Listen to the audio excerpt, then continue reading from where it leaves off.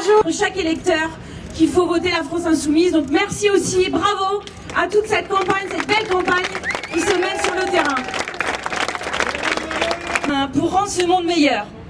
Bravo au personnel soignant de l'hôpital des enfants de Purpan qui se battent pour de meilleures conditions de travail et qui dénoncent la casse du service public hospitalier, qui a commencé avec la loi sur la tarification à l'activité, qui a continué avec la loi Touraine, votée par Madame le député de la première circonscription, et qui va continuer avec la loi Macron, avec le gouvernement Macron. Bravo à eux.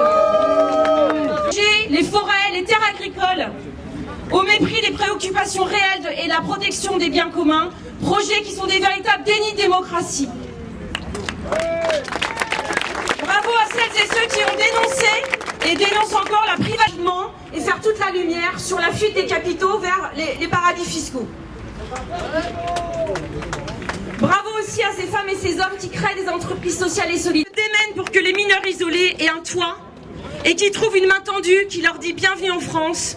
Bravo, bravo à ceux qui accueillent les étrangers et qui leur permettent de venir sur le territoire. Contre les contrôles de routine systématiques à l'encontre des jeunes racisés qui finissent simplement contre les manifestants.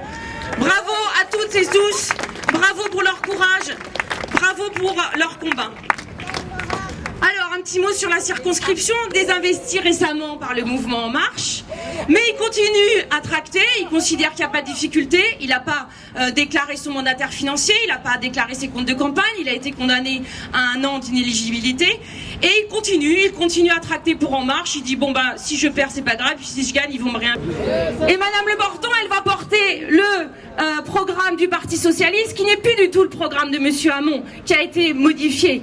Donc Madame Le Morton, elle va devoir aussi porter le programme et le bilan du gouvernement Hollande.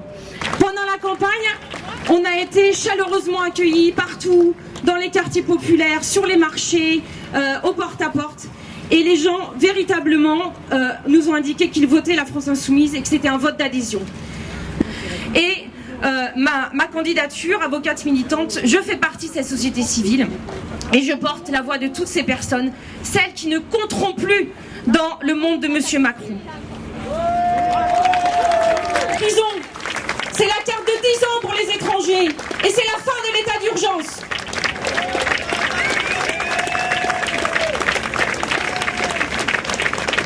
Le vent se lève, ouais!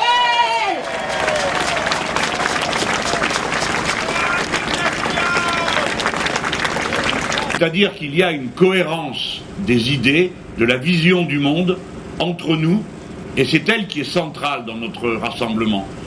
C'est ça qui nous singularise par rapport à d'autres regroupements politiques. C'est pourquoi on insiste tellement sur le programme L'Avenir en commun comme étant l'objet de notre rassemblement. Voilà pourquoi notre parti pris est un parti pris philosophique. Et c'est comme ça qu'il faut le propager.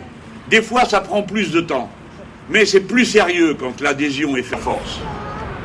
Ne retournez pas, mes amis, permettez-moi de vous le dire maintenant, moi, au point où j'en suis rendu de ma vie et de ma vie politique, je peux parler très librement à mes amis.